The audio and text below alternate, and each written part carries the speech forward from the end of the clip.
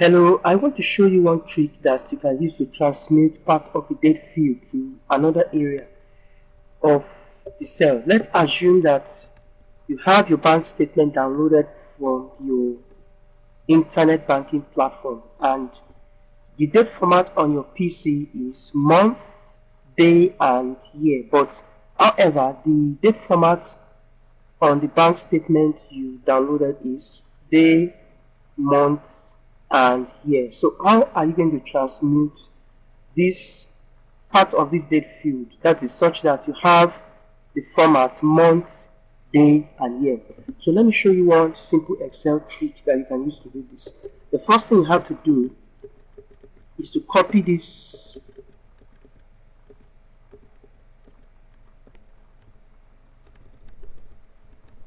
to another Excel workbook.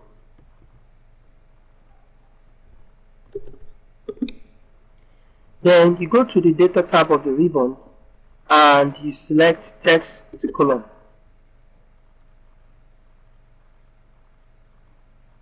Here you have the option to choose the type of file that best describes your data.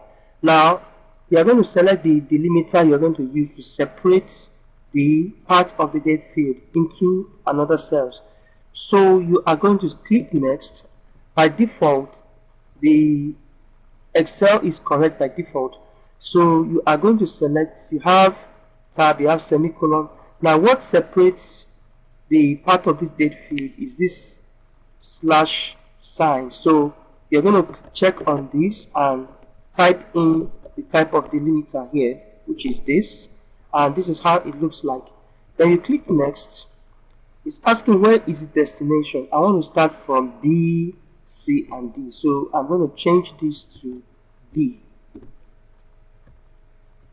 Okay, then you finish it up here. This is what we now have. Then the next thing you have to do is to use a function known as date function. Now it will ask you year. The year is this. It will ask you the month is this, and to ask you the day. Now when you use this function, this function automatically converts this date field to be equal to the date on your PC. So this is what you now have. You can copy the formula down.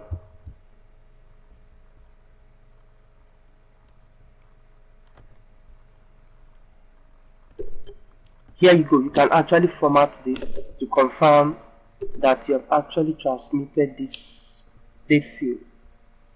So this is just a simple trick that you can use to transmute date field in Excel. Thank you very much for watching.